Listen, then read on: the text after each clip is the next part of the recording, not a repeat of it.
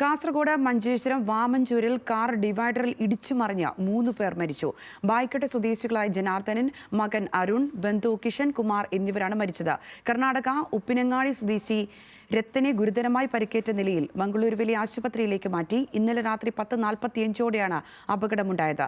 Check പോസ്റ്റിന് സമീപത്തുള്ള പാലത്തിന്റെ ഡിവൈഡറിൽ കാർ ഇടിക്കുകയായിരുന്നു. മൃതദേഹങ്ങൾ മംഗൽപാടി ആശുപത്രിയിലേക്ക് മാറ്റിയിട്ടുണ്ട്.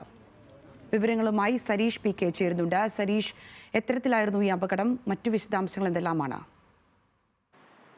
കാസർഗോഡ് നിന്നും മംഗലാപുരത്തേക്ക് പോവുകയായിരുന്ന വാഹനമാണ് ഇന്നലെ രാത്രി 10:45ഓടെ അപകടത്തിൽപ്പെട്ടത്. ഈ കാസർഗോഡ് നിന്നും നാഷണൽ ഹൈവേയുടെ പണി ഏതാണ്ട് 80% പൂർത്തിയാക്കിയിട്ടുണ്ട്. അതുകൊണ്ട് തന്നെ രാത്രി വാഹനങ്ങളുടെ കുറവുണ്ടാവുകയും ചെയ്യുന്നുണ്ട്. അതിനാൽ തന്നെ അമിത വേഗമായിരുന്നു ഈ അപകടത്തിന് ഇടയാക്കിയത് എന്നാണ് മനസ്സിലാക്കുന്നത്.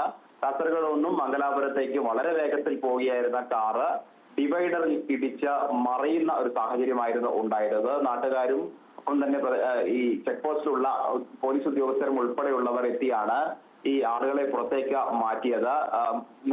കാറിന്റെ മുൻഭാഗം പൂർണ്ണമായി തകർന്ന സാഹചര്യമായിരുന്നു ഉണ്ടായിരുന്നത്.